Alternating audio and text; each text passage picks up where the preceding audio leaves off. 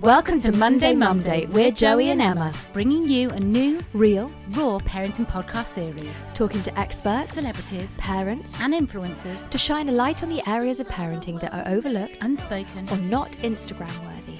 We say that every day is a Monday for a mama. Please subscribe, like, comment, and follow our journey on Monday Mumday. Joey Kendall Brown. Emma Soraya Beard. Thank you for listening! Hello and welcome to Monday Mumday. We are so excited to tell you guys that this episode is sponsored by Nano Baby. They are such a brilliant brand. They've just launched in the UK. They have designed the first baby bottle specifically for breast milk. So ideal for all you mamas out there who are breastfeeding and expressing. Nano Baby epitomises everything that Monday Mumday is about, preparing and empowering parents. Its unique design means it both cools down and warms up twice as fast as a standard shaped bottle, so it helps preserve the nutrients in the breast milk. And its breast-like shape means it's easy holding for little hands. It's super simple to use as you can pump directly into the bottle as it comes with an adapter that fits most pumps, so no chance of spillages.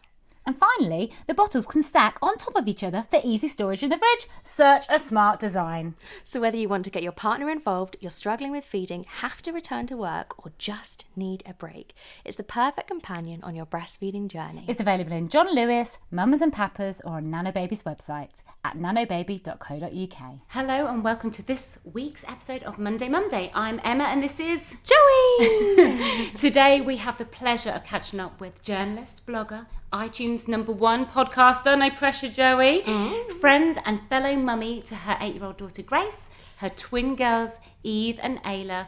It's the inspirational supermum, Alison Perry! Yeah! Oh my goodness, what an intro! I know. The pressure! You are my god. The pressure for us today, because I was so nervous with you being a podcast pro, but thank you so much for joining us. I know this one Emma has been so excited about because we have a fellow twin mum in the house, and she's hoping that you can answer every problem she's ever occurred in her entire life. Well, considering our twins are pretty much the same age, it's not like I'm loads more experienced than you, Emma, so I'm not entirely sure. You've had Grace first, you might have had a bit more experience in being a mummy. That's true. I have got more experience in being a mummy, but, you know, as far as twins go, I reckon we're probably on a par. Yes. But we might have a couple of tips to share with one another. Yes. Enlightening for you both. Yes. Yeah. Twin the tip share. Yeah, exactly. So let's get to it. Firstly, can you tell us a little bit about how your pregnancies differed? So between twins and a single baby. How do they differ? Okay. I would say, first time round, I just was completely clueless, as we all are first time round. And I think that I spent so long focusing on having a baby and, doing the nursery and buying clothes and this kind of like idealized image of what having a baby would be like. And then second time round, I was much more practical.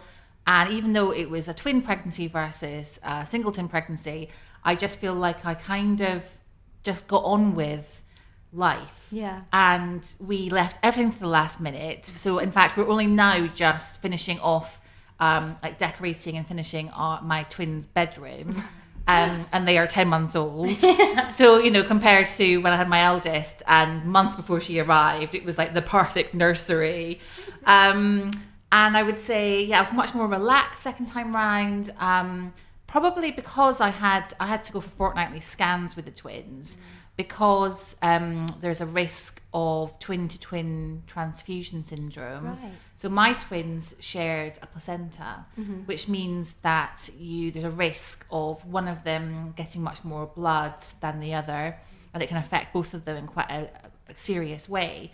So I had to go for fortnightly scans, which I think actually relaxed me a bit because it meant you were that checking up all the time. Every 2 weeks I had complete experts saying everything's fine, don't worry, they're growing as they should be and nothing to worry about. So I just kind of got on with things and because I was completely different. I had the 4 weekly scans as well, but I would get so anxious about receiving bad news because I suffered a miscarriage before I had the twins, and maybe that was impacted me.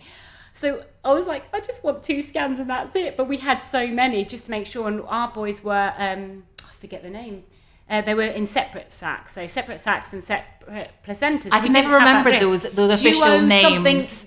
I remember walking up to the hospital and someone, a doctor saying, "Are you having twins?" Yeah. And I just looked blank at him. I was like, "I don't know. They're identical and they're sharing a placenta." He was like, "Yes." Yeah. I was like, "I don't know." So you've got identical twins then? Well, I think so. Uh-huh. So basically, we were told through the whole pregnancy that they were identical Yeah. and they're sharing a placenta, which only identical twins do. Yeah. But they look really different. Really? But yes. is that only you that says it? Like, No. I think they look different. They look Yeah. totally different. Yeah. And in every Instagram picture, I get people messaging me saying, that one looks like you, the other one looks like your husband. Yeah. And I did read, in a twins book, I did read that sometimes two placentas can merge. And so people, the experts, the doctors think that it's one. Yeah. And so we conceived the twins via IVF. Mm-hmm. And when I had IVF, we had two embryos put back in. So there was always a chance that both could implant and develop. I mean, that's magical, really, isn't it? It That kind you of did get is. both of them. And it doesn't really matter whether they're Yeah. identical Yeah, or not. no. Because... Do you think you'll find out? Because some people do the test, but for me, Yeah. I'm just like, they're healthy, they're here, they're fine. But I don't See, know whether I or think not. as well, both boys, one looks like you and one looks like Danny. Yeah, but they're non-identical. Yeah. But would you want to know? I don't know, Ooh, I think it's kind of interesting. I find the whole twins thing just really fascinating. Yeah. Whether it is that two embryos have, two eggs have been released and, implanted, or whether it is that one has split.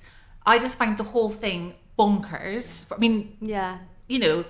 childbirth and being pregnant and all of that stuff anyway is insane that your body can grow another human. Yeah.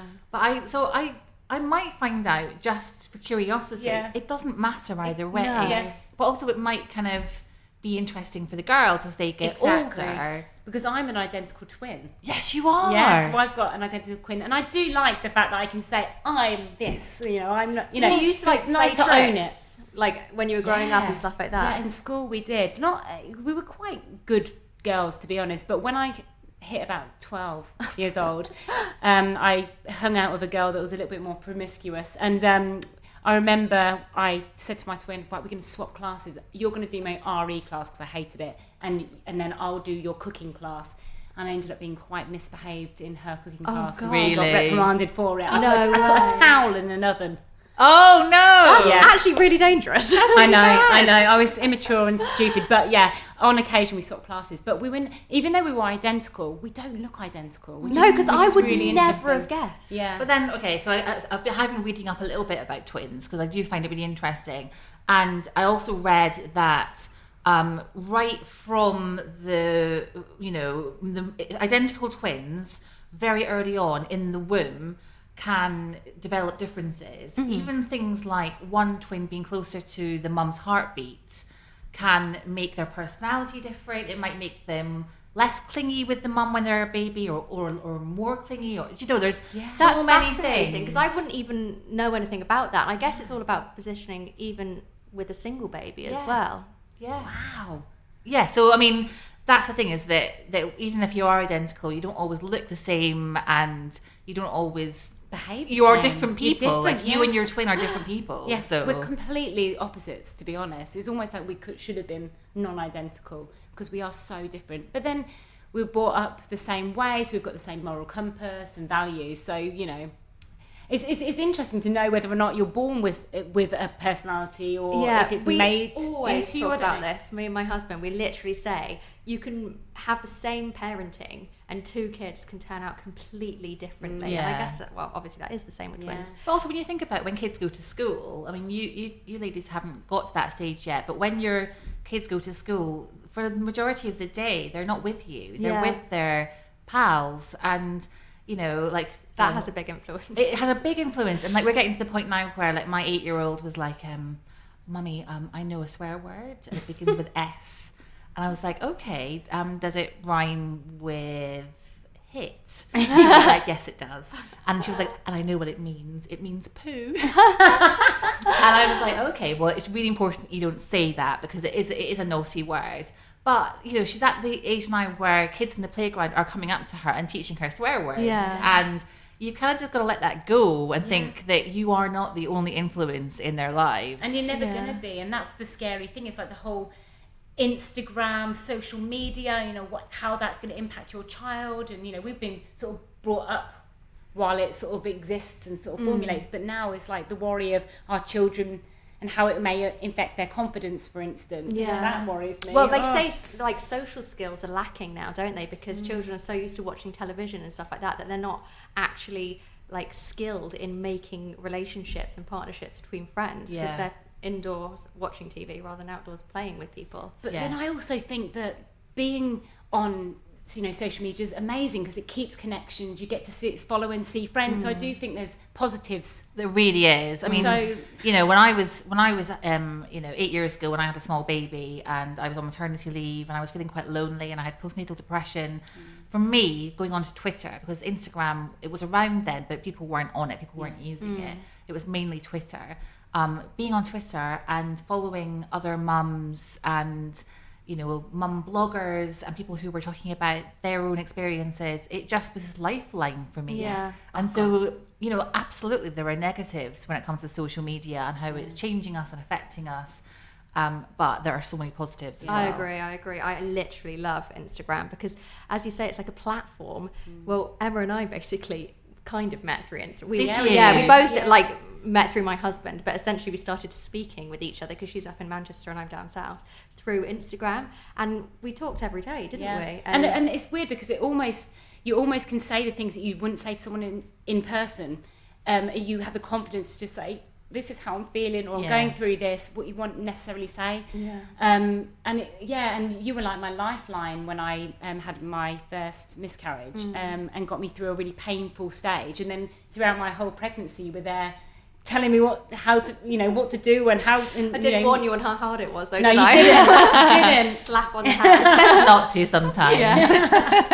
But no, it's amazing. Do you think having had your first child, it made it easier or harder to adjust to the twins?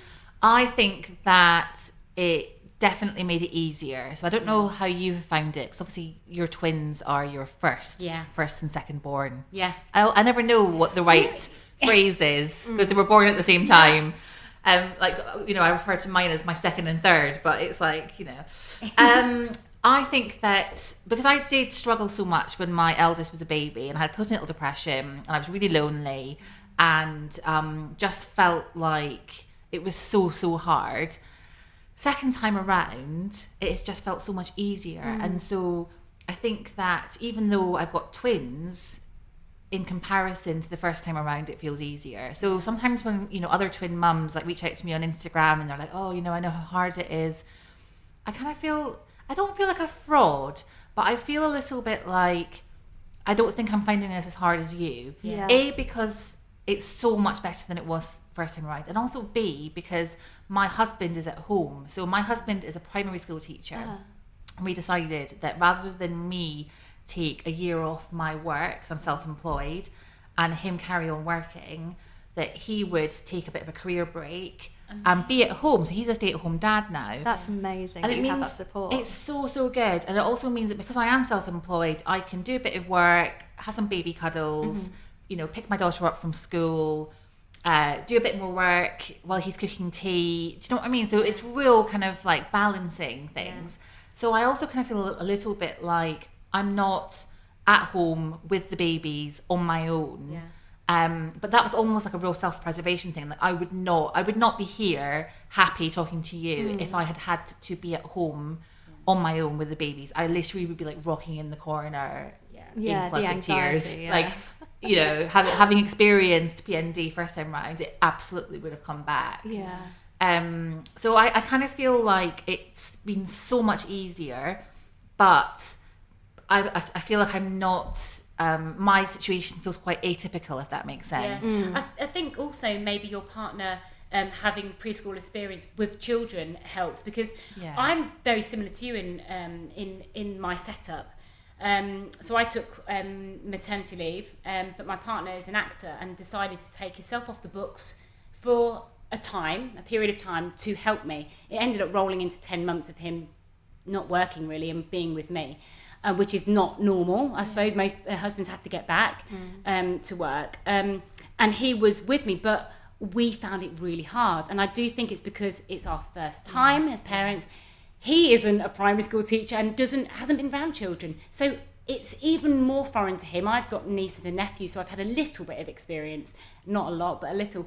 But for him, it was a massive shock to the system. And for us, oh God, we're in the trenches still, I find. I think maybe we've kind of come out of it a little bit, maybe started to see the light of day at around 7 months. Yeah, I think because our babies were maybe born a day apart or a few days apart. Close, They're really, really close in age, aren't they? Yeah. And I think that round about now is when you start to slightly almost like blink into the sunlight and a little bit like, normality is creeping back in. Yeah, but it's nice that you've had that sort of equal sort of parenting. Yeah. Yes, Did you really find lovely. that, because your twins were premature, weren't you? Did you struggle with getting the routine in place, or because your husband was at home, was he able to kind of take some of the burden for you? I mean, to begin with, there was no routine. You're just literally like wading through treacle, just trying to, I just felt crazy. And I think that it was the same first time round as well to begin with. Like I've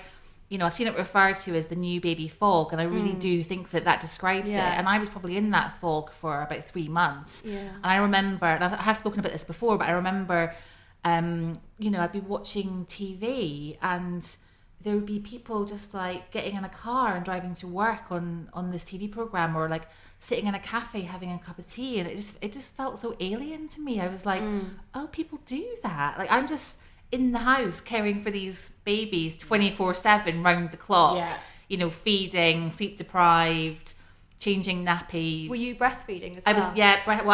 I've right from the start I was combi feeding, so we're topping up with formula and breastfeeding, but just felt like I was in this on other planet. So there was no routine to begin with, but having my husband around definitely, and also with my eldest, she really thrived off a routine, not in terms of like Gina Ford style, but just kind of keeping things like the same. Familiarity. Yeah, and just always having nap time being the same. And I've seen Joel Wicks talking about on his weaning Instagram channel, which if you don't follow I follow him, it. You must. It's so good. But I remember seeing him talking about when he feeds his daughter, he always has the same music playing. Like, I think it's a classical music. That's actually, I saw that post the other day. It's a really good idea, isn't it? Really good. It just kind of has all these kind of like cues for the baby, and I think that this sounds daft. People are going to listen to this and think she's lost her mind. But every time I take one of my babies up to their cot for a nap, I always say the same thing in their ear. I'm always like, we're going to go for a nap now. You're going to feel really good when you wake up, because quite often they're crying because they're tired. And like, you're going to feel much better when you wake up. We're going for a nice sleep. And then just say the same kind of thing. And I feel like if that acts as some kind of cue and they know they're going for a nap, then it might help them. It's probably a load of rubbish. No, I think it's good. No, do you find that do you take them up to the naps at the same time? Like, no. Oh, what, as each other? Yeah. We try to, but sometimes, I don't know how you find with your boys, but one will be teething, the other one won't be. One will, they'll just have different kind of needs on certain days. Yeah. One of mine this week has needed really long naps, whereas the other one, I don't know if your kids have ever done this, but my babies go through this phase where they'll just have like a 45-minute nap. So that's one sleep cycle. So one sleep cycle is 45 minutes. Yeah. And my babies go through this phase where I'll put them down and I could time it to the minute. I'll be like, right, in a minute they're going to wake up, and they do. Yeah. It's like, this is so built-in weird. clock, But they just do one sleep cycle and then they're awake. Yeah. But yeah, they quite often have very different kind of sleep schedules, and I will always have one baby up at any given moment. Yeah. But that in itself feels quite easy, because when you're used to juggling 2 babies, just having one is like, oh, this feels like a real walk in the treat. park. This is like a spa session, having one baby too. So how did you do when you were doing sorry, I'm going on your question, but the initial sort of prem baby stage where you're feeding every 2 or 3 hours? Yeah. What was your routine? Like, what did you do? And was your partner heavily involved in that initial period of time? I mean, I was really lucky in that the hospital that I gave birth in, had an infant feeding team, which I don't think is standard. I think that some hospitals have that and some don't. And so there was always a dedicated person we were in hospital for about 4 or 5 days. There was always a dedicated person who would come round and check and give us tips and help, even like helping me hand express, because with having premature babies, my milk hadn't come in. And they were only 4 weeks premature, so it wasn't like they were like really early. And so we really kind of got into that kind of feeding routine in hospital. And yeah, he was a massive help. And so to begin with, it was very much kind of like feed them, but they were so sleepy. So I would breastfeeding them, and after a few minutes, we'd be like trying to wake them up, like rubbing their tummies and blowing on them. Oh God, I remember tickling that. Their feet and all the tricks, trying to wake them up because they would just fall asleep on the breast. And then basically I would, straight after that, we would top them up with formula, these tiny little bottles. So we'd give them formula, and then I would express. So it felt like every 2 or 3 hours I was Sounds like you didn't get a break at all. It was like about an hour and a half's worth of feeding, and then I felt like I had like an hour and a half to have Start a cup of tea. again, And so I think at that point my husband would kind of swoop in, and he'd be like, right, I'll watch the babies, you go and just like have a bath or have a cup of tea or do whatever it is you need to do.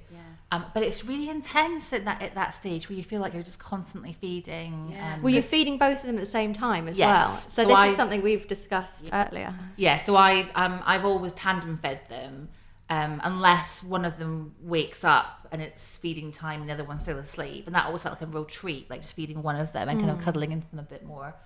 But yeah, always tandem fed. How have you fed your babies? I combination fed as well, and because mine were 5 weeks early, and I would do the same. I'd put them on the breast, and then I would top them up with a bottle. But as a new mum, I didn't know if they were taking enough. Ethan was really struggled drawing enough milk out, so he would just scream the place down.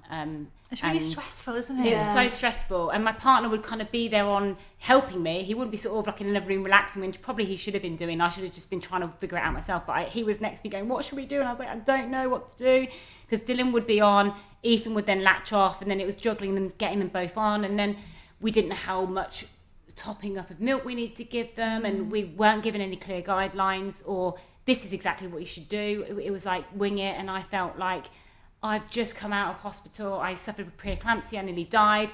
I've now got 2 babies who need me, and I don't know how to feed them. You just get thrown at the deep end. So I felt really underprepared. My partner was a bit like, God, I thought you knew what you were doing. And I was like, well, I thought I would do it too. So it was very painful for about them first 8 weeks. And we didn't have the luxury of an hour and a half. So I'd be feeding for about 2 hours. Then I'd be expressing for about 40 minutes, and then I'd have a 30-minute window, but inevitably one of them would start crying. So then I had so Alison, I honestly did not sleep. Me and my partner did not sleep for 8 weeks. And I mean, not sleep. And then we would get maybe 2 hours sleep.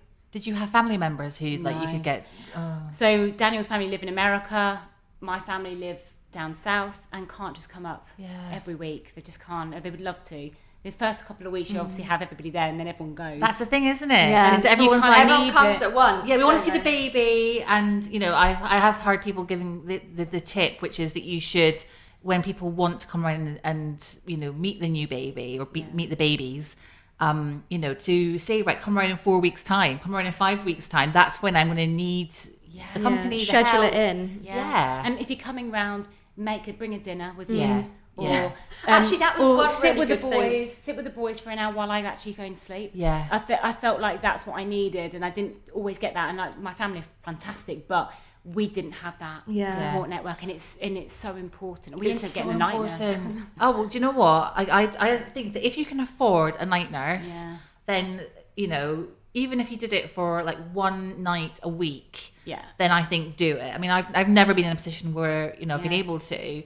But I think that there's a lot of kind of what's the word? Kind of people being a bit like, I don't know, like a bit funny about people. Like only rich posh people get night. Well, I'm certainly not rich and posh, and we were brought to our knees where we were like, we have no option but to go into savings and find the money to pay to get it was probably, I think we had about twice a week, we'd have someone in for about 5 hours during that night, midnight to 5 in the morning. But I was so stressed and overwhelmed by becoming a mother and just all the hormones that I couldn't even relax when she was there. Yeah, I was going to say. She was a part-time midwife recommended, so it wasn't just some random person, but I would watch her nursing the boys and I wouldn't sleep. Yeah. And probably she did it for about 6 weeks. And then at that point we were like, we can't actually afford to carry on. Yeah. And it's not, we need to start stepping up, because we felt at the time, oh, is it because we're terrible parents? At the time we thought that, obviously we're not, but at that moment we were like, we just need to step up. We can't just keep getting someone else to help us. And we did muddle food, but I found that initial new baby stage so painful, and I wish that I could have enjoyed it. And I don't know really what tips and advice there is really, other than finding a rhythm. I don't know. I mean, every baby's different. And every mum's different. Every dad's different. And I think that, we put this pressure on ourselves to, enjoy those, precious early, and those early moments, those early days. And the reality is that, especially first time round, you can't, because the hormones, the sleep deprivation, the fact that you're trying to feed a baby, that you're trying, the baby might have colic. There are just so many things that you're dealing with.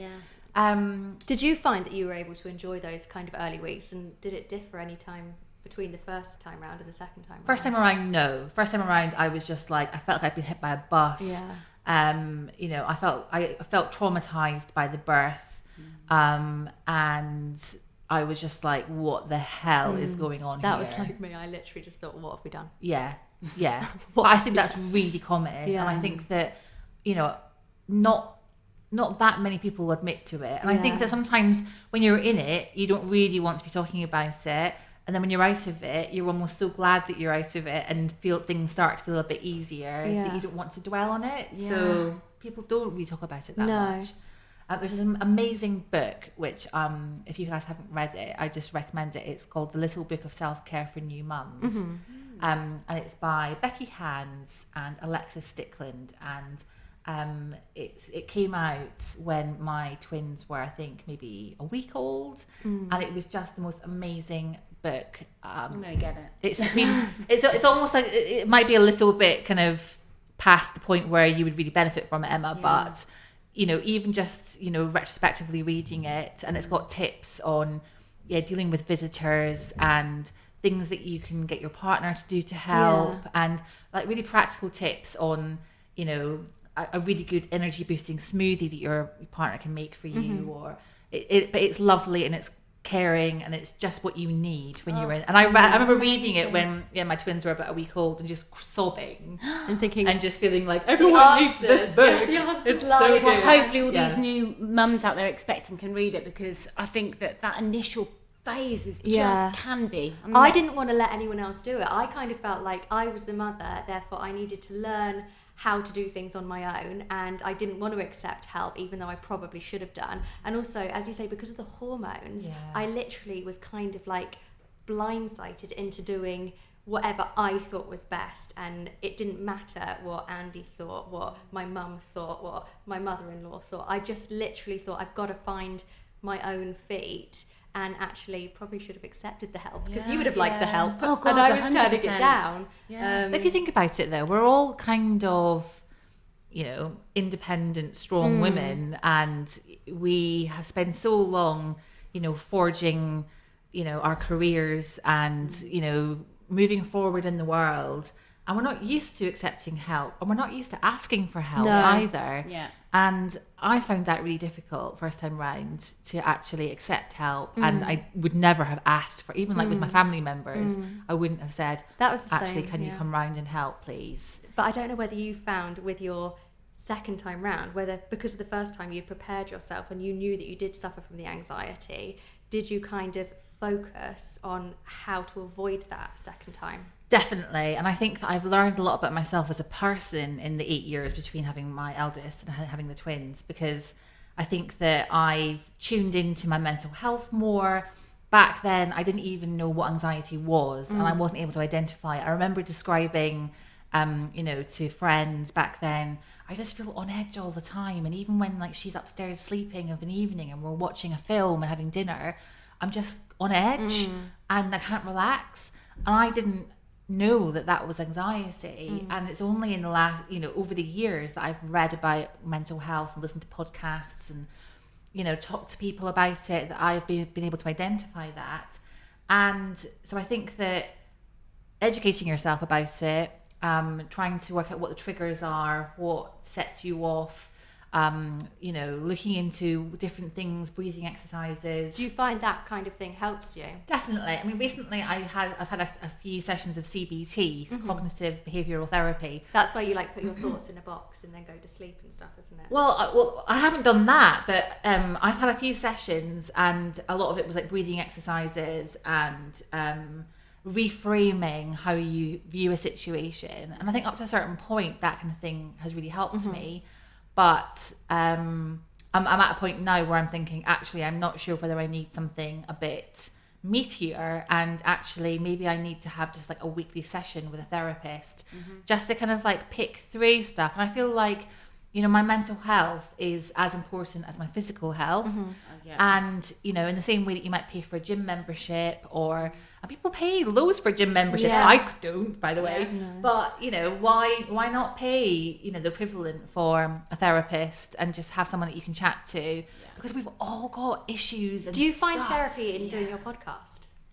Definitely, in terms of because I quite often chat to women who've been through different experiences, but also experts or authors, or and I definitely come away from those chats thinking about things they've said, little nuggets of little tips and things. Wisdom. Yeah, there's been a couple of chats I've had where I've ended up kind of in tears because we're talking about something that is so close to things I've experienced.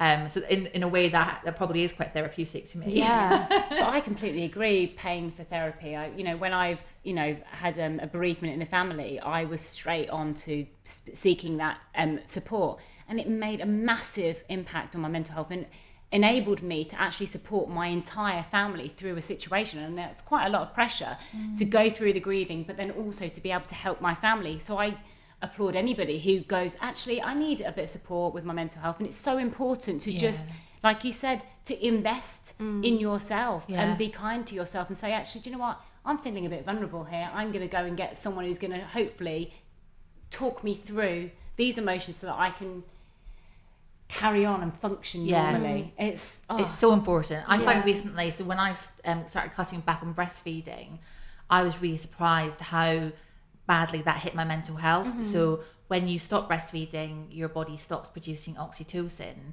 which is the feel good. Is it the feel good hormone? It is. It's the good one. And which I don't know if you've ever experienced this when you are breastfeeding, but I can actually feel it. So I feel this hit of feel good, like adrenaline almost. Yeah, and I can identify it, and I'm like, oh, okay, that's oxytocin. So when I started cutting back on breastfeeds, I had maybe about 3 or 4 weeks of feeling very low and very anxious, and I had a panic attack in a shop, and it was just awful. And I wasn't sure whether this was going to be a short-term thing or a long-term thing, which is why I started my CBT sessions.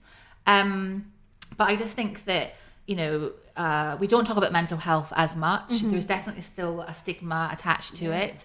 I think that as mums, you don't know when you bump into a mum, in the coffee shop or at the baby class or wherever it is, what they're going through, what kind of day they're having. Yeah. And they might be having a really, really tough day. And I think that, it's so good for us all just to be able to support each other and have that chat and have that coffee with the mum and just be like, how are you feeling? And let's chat through it. And be able to just be free with that conversation and be open, because a lot of mums don't. No, exactly. And I suppose that's probably why we created Monday Mumday, was to give a space where people can just have that raw conversation and say, do you know what?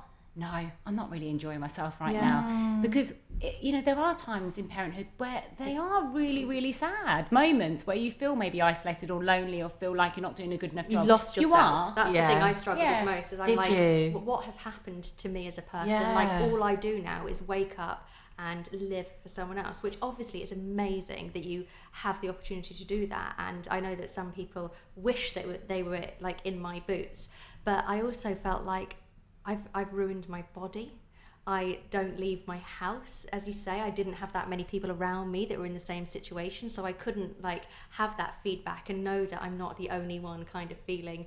Like, I wouldn't say I felt depressed, but I was obsessed, like, with everything. I was so frightened to leave Knox with anyone. I felt like if I left him with someone else, that if something happened, I would never be able to forgive them, and therefore I became like so controlling. It's funny though, isn't it? Because like, you know, you've just said I wasn't depressed, but I feel like what you're describing is some kind of mental health issue. Yeah, 100%. I think that we kind of focus too much on, I have depression, I have anxiety, you know, different labels. And actually, probably most of us in that first year of motherhood have some kind of mental health issue at some point. 100%. Yeah.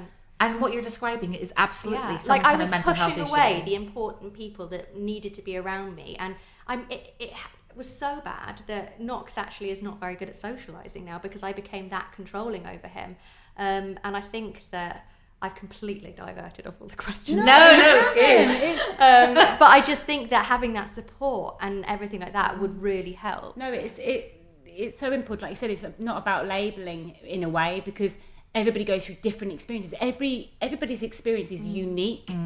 And so I think it's imparting information, sort of tips that may work for you. It may not, but it may work. I mean, I've been given quite a few great tips along the way that have really helped me. Like when I was feeding the boys on my own, I was massive anxiety around that.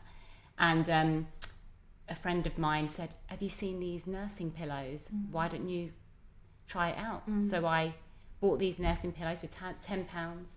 Do they have like one each for the twins? One each. And honestly, I think I started them on these little nursing pillows at around 4 months when I found out about them. And then I could then breathe. They could sit there on their own, and they loved it. They thoroughly enjoyed it. I've seen these on your Instagram, like the little bottle feeding things. And they fed themselves while I watched them. I could have a cup of tea. Luke never really drank it, but it was there. I could have it if I wanted it, and I could feed them both, and I could be on my own and not worry about. Because at one point, oh my God, Alison, I had one in a bouncy chair, rocking them while I fed one. So I was feeling guilty the one who's getting fed, because they were having to listen to the screams of one twin. And the other twin was watching the other one get fed. And it was horrendous. Yeah. Awful. Yeah. And so this little nugget of advice was just like such a game changer for me. And it helped improve my mental health at that point. Those are the moments though where you just want to cry, you know, happy tears and hug someone. What did you do? Because you tandem fed, didn't you? So you probably didn't have that situation maybe. Well, I mean, yeah, so I had a feeding pillow, so I would tandem feed them, but I would quite often need another person there to hand me. So I would get one baby sorted, and then I would need somebody to physically hand me the other one. Sometimes my 8-year-old would be that person. Oh, amazing. I'd be like, can you just hand me the baby, please? That's so cute. And she, you know, to like bring her over. But then in terms of bottle feeding them, we have them both on a bouncy baby Bjorn chair, and we sit in the middle, and we hold the bottles. That is like quite a simple thing. Because I never even thought about this. I don't know why I never thought about doing that. But one of my twins, Eva, for the last couple of months has been able to hold the bottle herself. So we just leave her to it. We're like, there you are, love, there's your bottle. And then we'll hold the more chilled out baby who just basically wants everything done for her. we'll hold that bottle. I remember it was a monumental moment when Knox finally held his own bottle at like 14 months old. Yes, oh my God, one less thing to do. I sent a picture to Andy, who's in Korea, who's like, oh my God, that is amazing. No. Did you find like your anxiety flared around when you were at times when you just had them on your own with no help? Yeah. Did that scare you? Because it really, what's the word I'm trying to find? It made me feel so inadequate, because I felt like I couldn't even look after them on my own. But it felt like it was a 2-man job that one person had to do, and it sent me under on so many occasions. I absolutely think that a lot of the time looking after twins is a 2-man job, and I don't know how some twin mums, or twin dads I should say, do it. And that's part of the reason why I think I feel a bit of a fraud sometimes when chatting to other twin parents, because for most of the time there are 2 of us there, or my eldest is there, and she is, because she's 8, nearly 9, she is like having another. It's not like having another grown up there, because sometimes she just like refuses to help and wants to just watch something on her Kindle.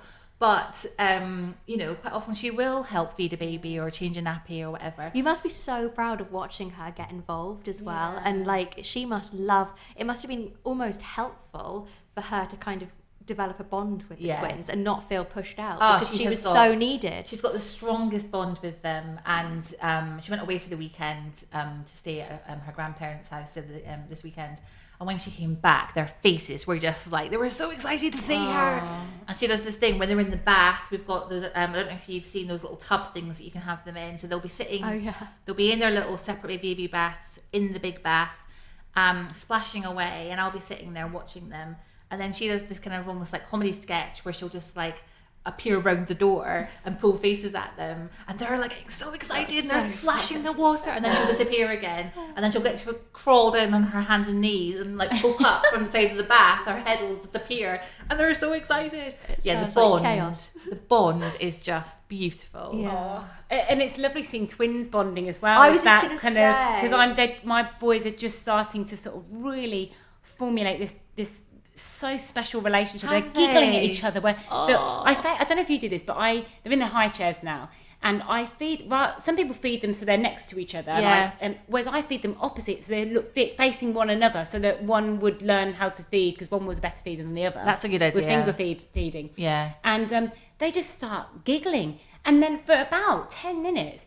They just kept setting each other off. So I just stopped feeding them and just let them giggle. And it was so amazing. I thought, so nice. God, like, this is such an incredible thing to be able to see, like, not just one, but two babies just having this rapport. I know. Yeah. They're always going to have each other. That's the one thing I'm envious of. Like, if we never have another child, Knox is never going to have that relationship. And, like, even your oldest will still have it with the two twins. But, like, that bond between, like, siblings and twins is even stronger. It's so lovely. But then I would also say on the flip side of that,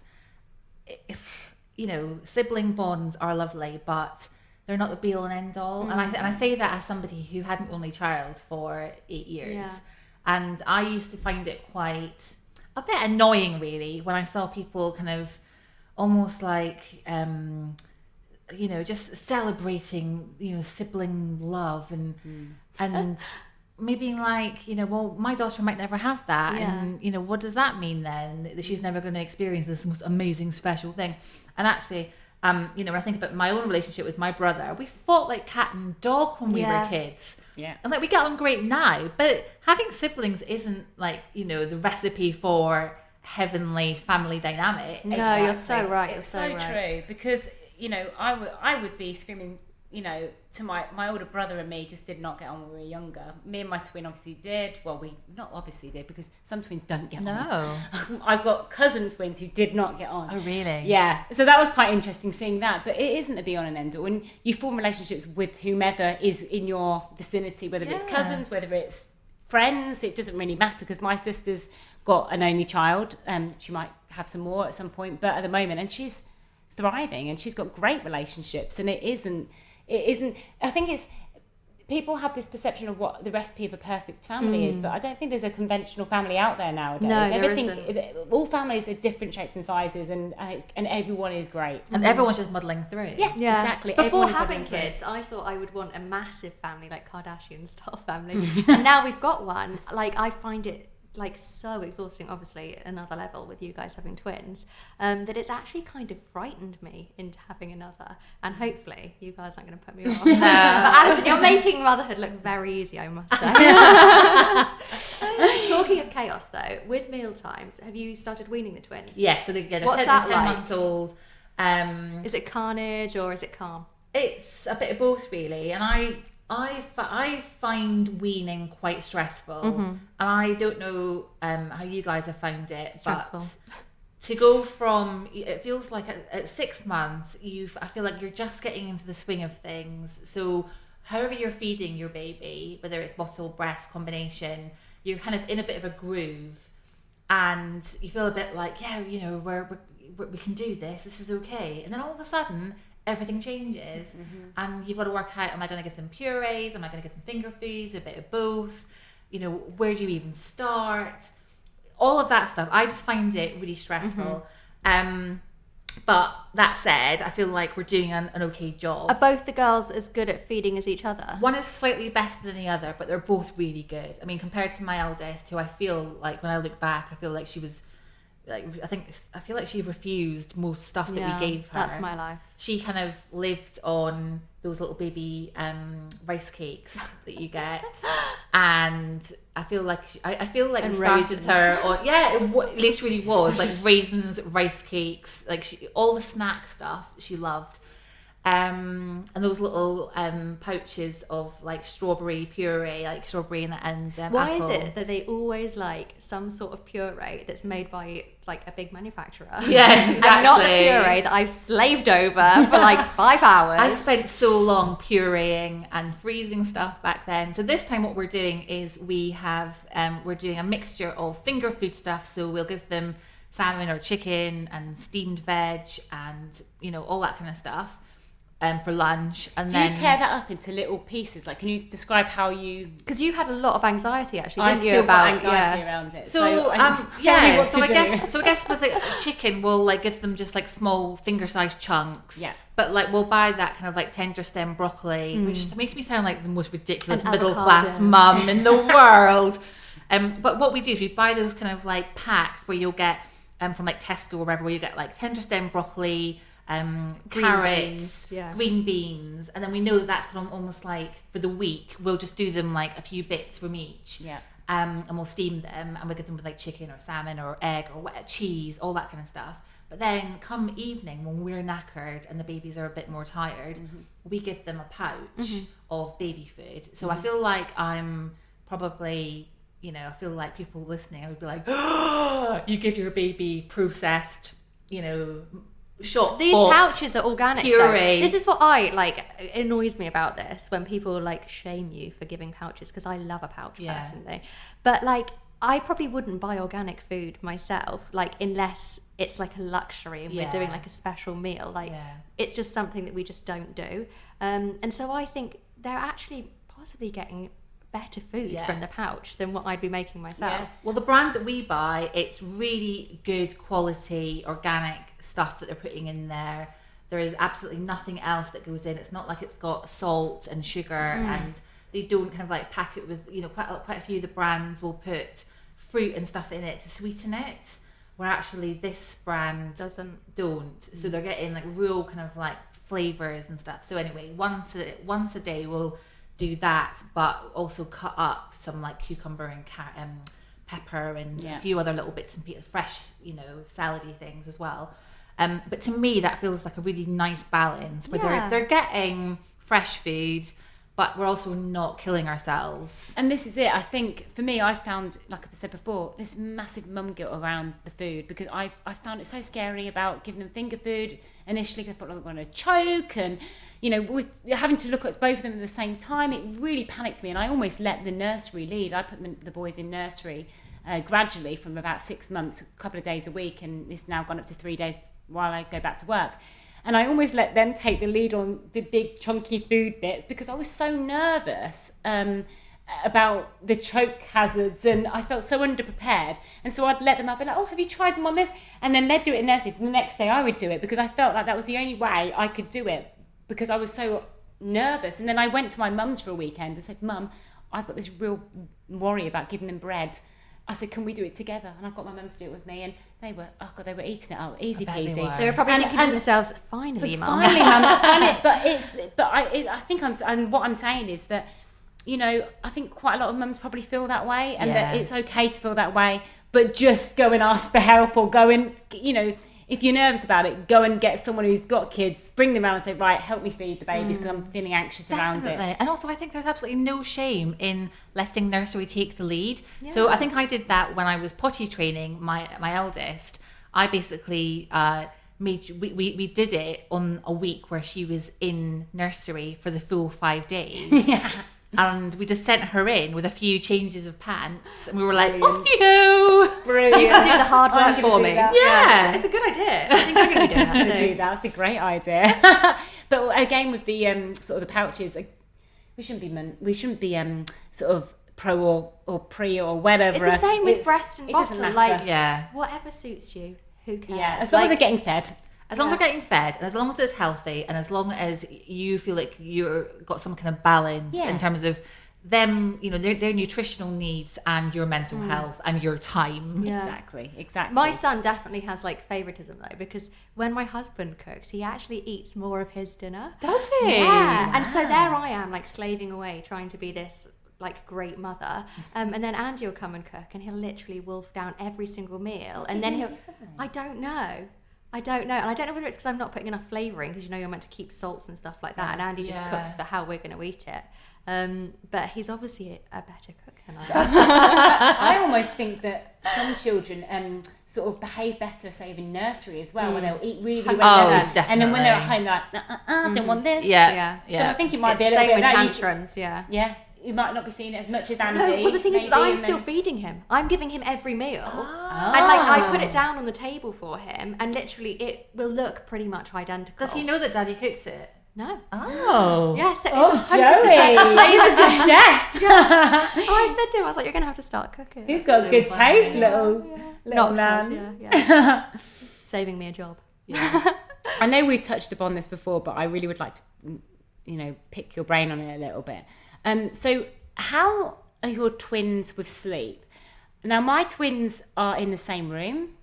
I have been regimental with their naps. So I will put them in an environment where they're meant to sleep at the same time. Now, inevitably, they're not going to sleep exactly at the same time, but I will encourage them to try and sleep at the same time, because I think, for me, if I hadn't have done that, I would never have got any kind of life back. So what's your sort of like bedtime routine? Do they share the same room? Have you got any tips for me and other mothers out there who maybe are struggling? Because I've got a sleeper and I've got a non-sleeper, and so I'm in the depths of despair with sleep deprivation. It's so hard, isn't it? Well, at least you've got one sleeper. Yes. Some people don't Halfway even have there, that. that's what I said. That's very true. Yeah. Do you know what? There's no kind of like secret, formula to success when it comes to babies and sleep. We have kind of just been winging it, and our babies do like a routine, like my eldest did, but we kind of just almost take our lead from them. So I think that with my eldest, I would put her down for a nap even if she wasn't tired. I'd be like, well, it's nap time. I need to sit down and have a cup of tea because I'm about to lose the plot. You need it more than she does. I'm literally about to lose it here, and I need just 5 minutes. Which didn't really work. But with the twins, we very much so for example, one of them, Eva, a couple of times recently, even though she's been knackered and rubbing her eyes and just not happy, hasn't wanted to go down for a nap at all for the whole day, and so I just let her stay up. Whereas I wouldn't have done that with my eldest. I would have kind of... Sometimes it's more difficult kind of letting them resist it, isn't it? Like you kind of make a battle out of something when you could just have a calm day and let them not do it. Exactly. And I just think, well, even if she falls asleep, on the sofa watching Hey Dougie, then that's fine, and I'm cool with that. So I think that I've been a bit more relaxed about my approach to sleep. And bedtime routine, I feel really guilty saying this, but for the last, I would say, 2 months, they have slept through Touch in the night. wood. I always say so touch what do you do then? So what is it that you do? You're like, what do you do? Tell me what to do.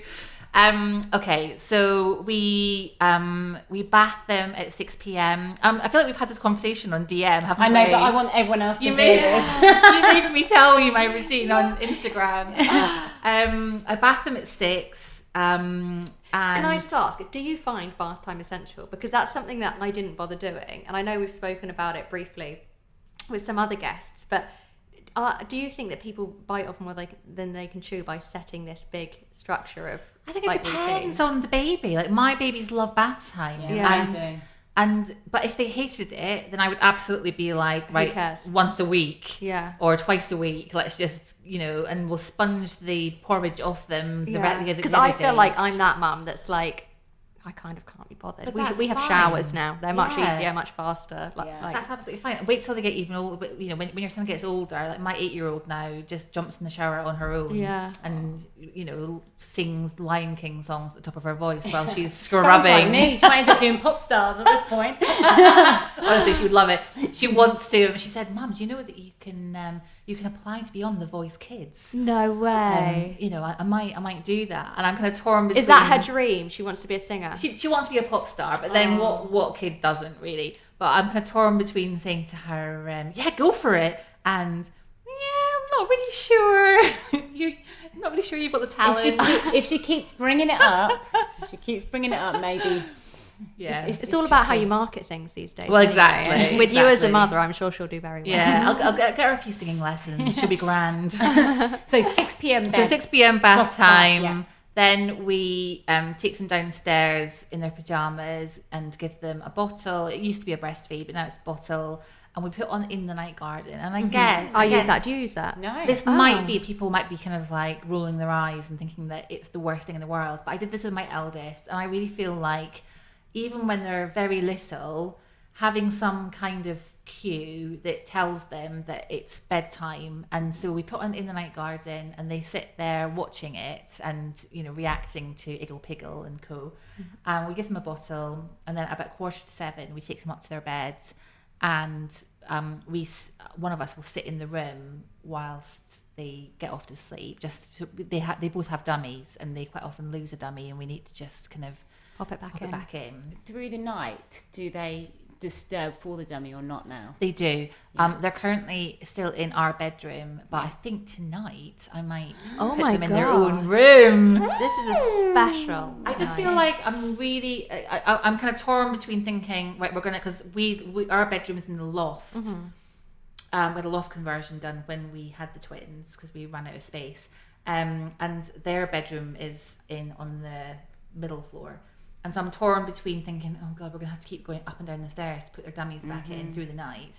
But also thinking, oh, we're going to get our bedroom back. Yeah.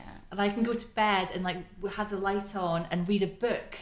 I mean, that's how rock and roll my life is. That's exactly like my life. I actually go to bed on my own. So. Like, to me, the dream is being able to just like sit and read my book for an hour before going to sleep. So, yeah.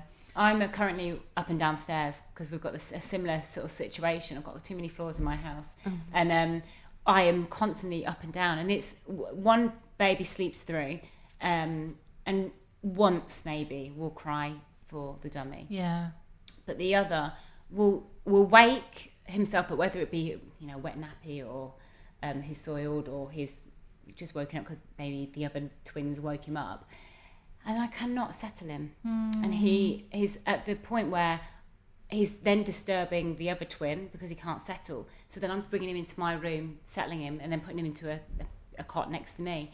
And I'm feeling like I'm putting for me, I don't know if I'm doing the right thing or the wrong thing, but I feel like I don't know quite how to. I think all you've got to do is what works and not worry about whether it's the right thing or the wrong thing to do. And also know that whatever is happening right now won't happen forever. Okay. And because soon they'll be 5 and they can get in your bed themselves and you don't need to go and get them.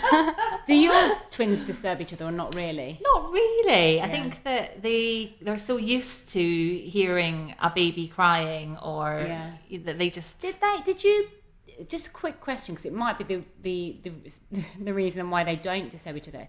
Did you put them in a cot together initially? When they were very small, yes. Because I didn't do that. They were separate in separate little cots. I wonder if that made a difference. I just did it because I'd read that sometimes with twins they can settle better because they're so used to being with each other in the womb.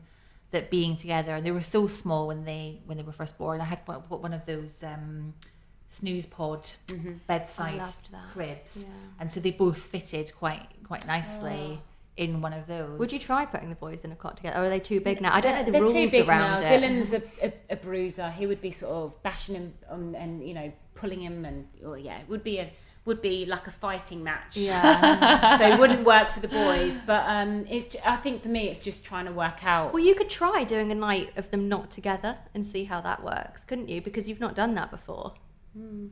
I just like the idea of them being in the same room. Yeah, but can you imagine the idea of sleeping? I know, that's surely true. that outweighs them being in a room together. Yeah.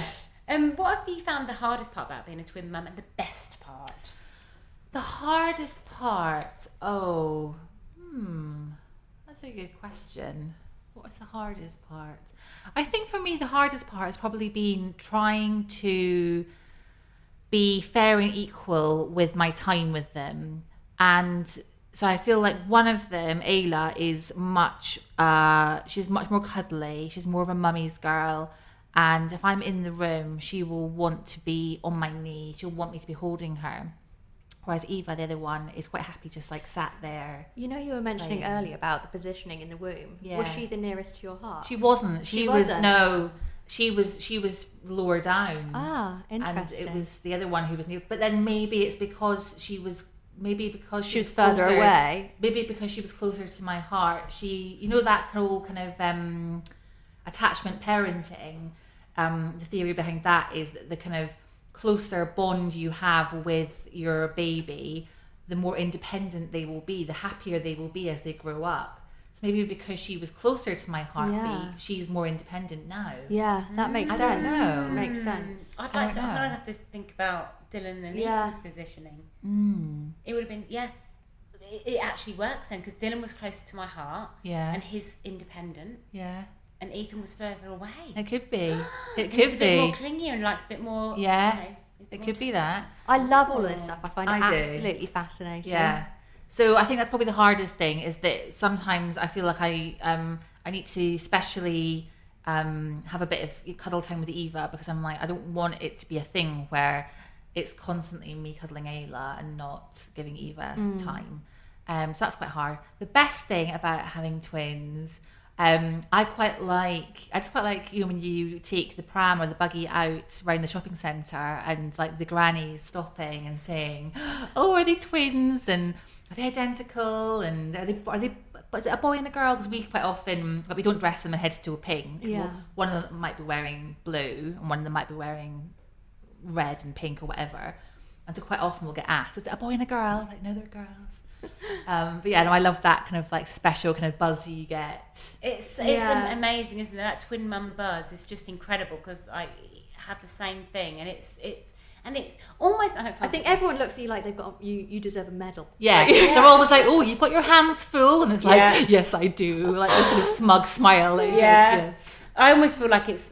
I always said when I bought my puppy, when I got my puppy Hugo, we formed so many friends, because people would then talk to you because you have this amazing puppy, and that you get into this new group of people who have dogs.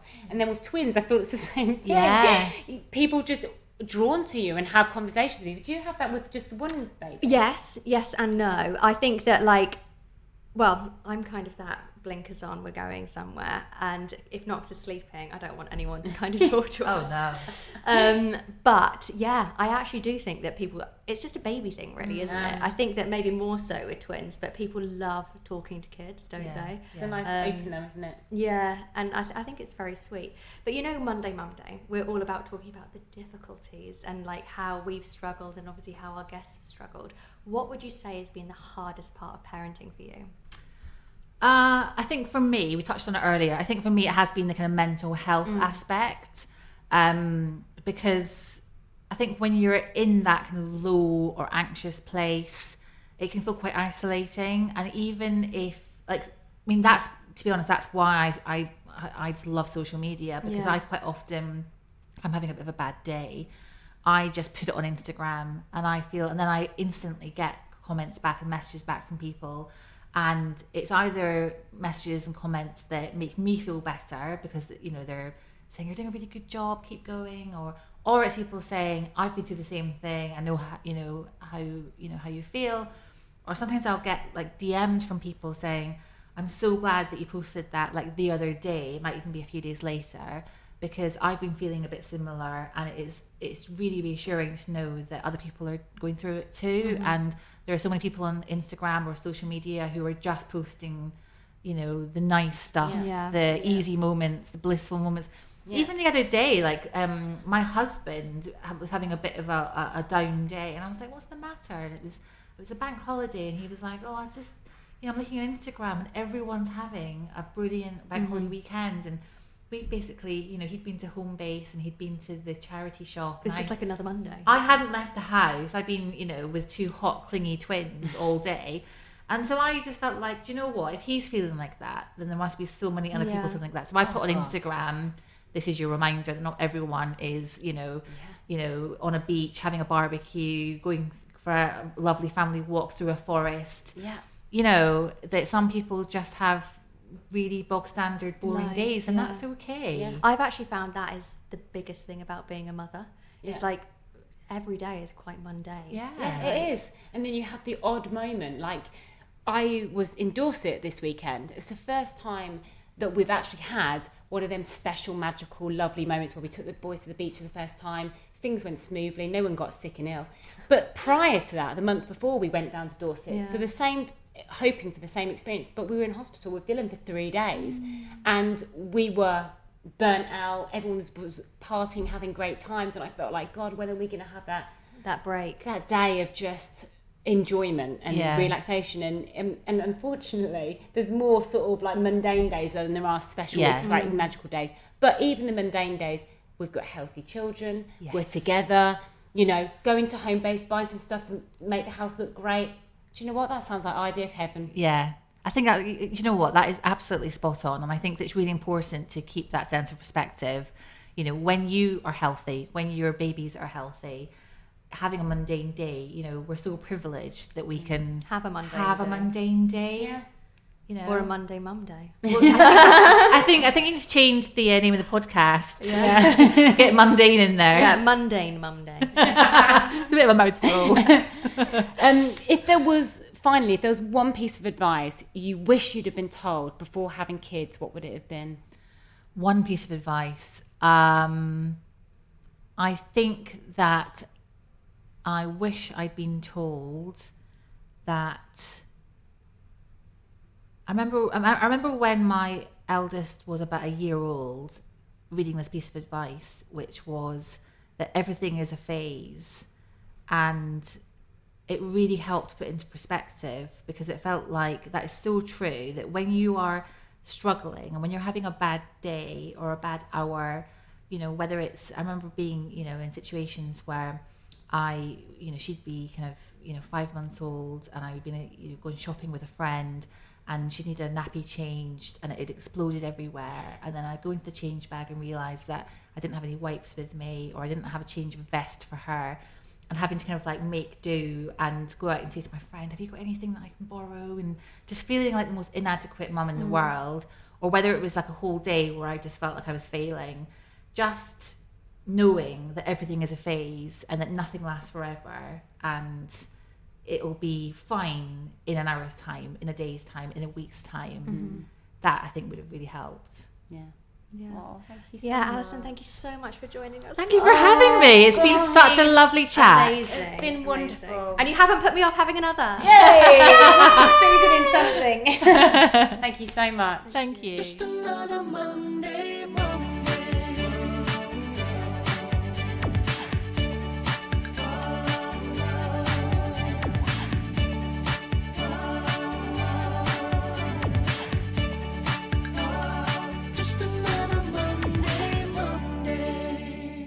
So Emma, before we go, can you give me 3 reasons why you love our sponsor Nano Baby so much? This is really easy to answer. Okay, 1, as I said earlier, they're great for stacking in the fridge. 2, you can pump them directly into your bottle using their adapter, so no risk of spilling. Woohoo!